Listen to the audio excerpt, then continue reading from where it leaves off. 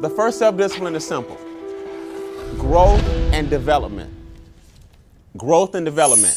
That's where you want to stay. You want to stay in the growth and development stages. The growth and development stage, I want you to write down A, B, and C up under it. This is where you have the most fun, in the growth and development stage.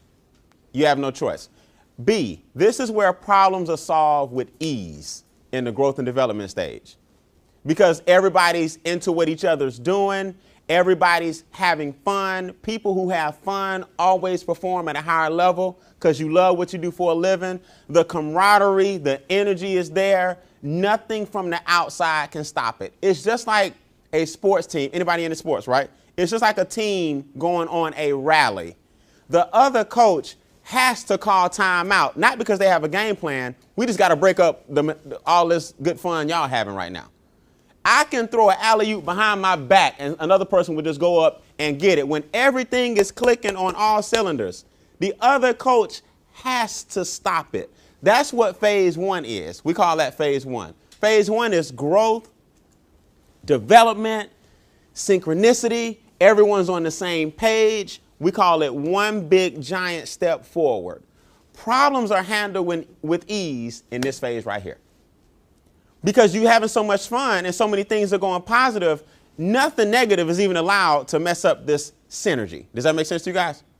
That's where you want to stay.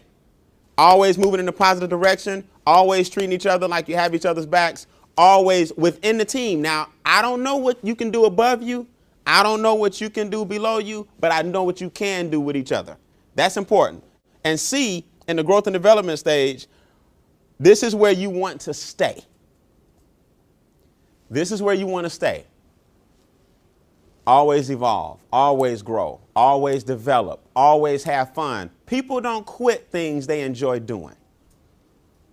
People don't quit things they enjoy doing. Here's the problem, and it's inevitable. Phase two, it's called management mode. Management mode. See, you can stop growing and developing to a point where you start managing each other. Now, no one's having fun anymore because management mode is where the politics set in. Now we're looking around and we're trying to govern each other to make sure everybody else is doing what they're supposed to do instead of you doing what you're supposed to do. And now you got a bunch of managers within the team and nobody's growing and developing. Phase two is a deadly pitfall for every organization. It's called management mode. And different small things take a group from growth and development to management. Different small things. It's really nothing huge. Small little things come together and take you out of phase one into phase two. And then here comes the dreaded phase three. Phase three is defense mode.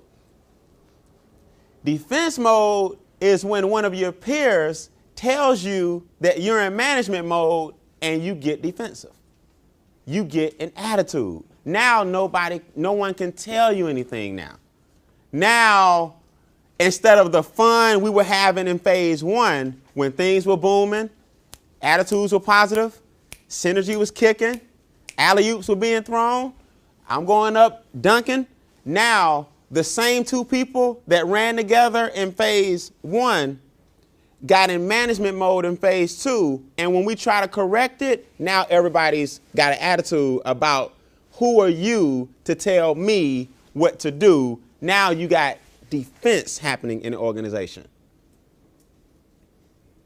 Now, when everybody gets into defense mode, now phase four kicks in. But what we can do is make you stronger. And then now when you recognize it, you go, you know what? This is the exact person I've been trained to handle, and I'll handle it my way accordingly. You know, life isn't always fair, and I'm not the person, again, that tries to create that golden picture. But just make life worth it. It's not fair, but it's worth it. So with that being said, we covered some of this already. These are either roadblocks to success or they can be stepping stones. You have to determine which one it is for you. You know, I always talk bad about emotions, but they're good emotions too. You know, I talk about controlling your emotions, but it's good to be excited. It's good to celebrate and be celebratory. It's good to be passionate. So my mentor taught me a long time ago, Brian, don't kill people's emotions just because you're emotionless.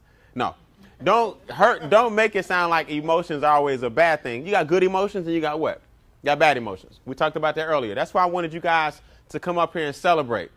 It's good to celebrate some things you've accomplished. I don't care if it was something as natural as having a child, your second marriage. All these things are good because we don't get to brag enough, and you should.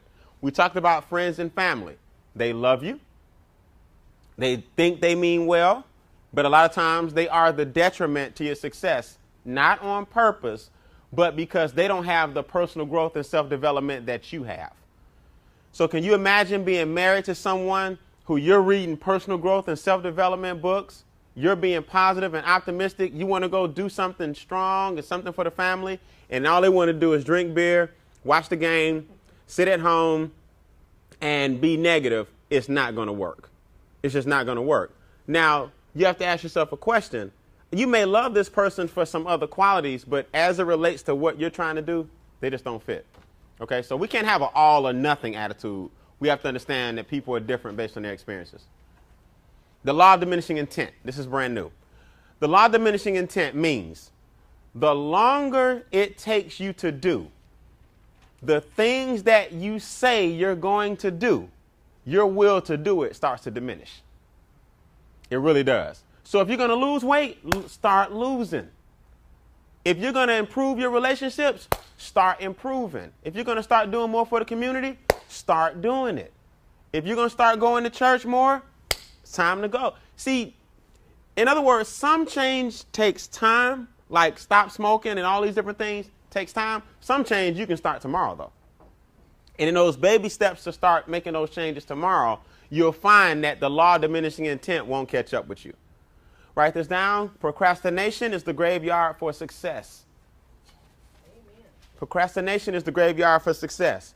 You have to learn that these laws can work for you or they can work against you. And the law of diminishing intent is one of them.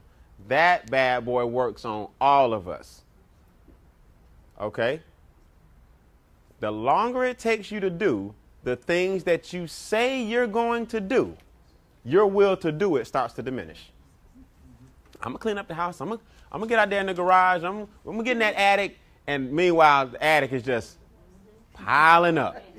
And then after a while, it gets so, it becomes such a monstrosity. It's hard to even imagine tackling that stuff up in that attic. Well, it's because the law of diminishing intent caught up with you. So while you said you were going to clean it up, you were steady putting stuff in. Now, when you go up and look at it, you're like, you know what, next year. And your will to do it just dropped another notch. You will never get around to it. I'm going to spring clean. I'm going to spring clean. Yeah, how long you been saying it? In other words, guys, and I'm going to get into this in a second. When you think of something, do it. You'll be shocked. That's the number one thing to build your self-confidence. When you think of something, do it. You may not be able to walk 3 miles today, but you can walk 4 laps around the track. Is usually 1 mile. You can walk 1. But it starts with 1 lap. So when you think of something, just do it. Start doing it. You will be shocked. Write this down. Taking action now brings satisfaction now. Taking action now brings satisfaction now. Nothing worse than having a plate full of, just a plate full. And everybody says, my plate is full. My plate is full. Even here at work, my plate is full. I got so much I got to do. Look, you eat the elephant one bite at a time. Start scraping some of that stuff off the plate. So when you leave home, you can go check, check, check. These are some of the things I got accomplished today. I'm going to give you an exercise that'll help you overcome the law of diminishing intent. This is small, but it really works.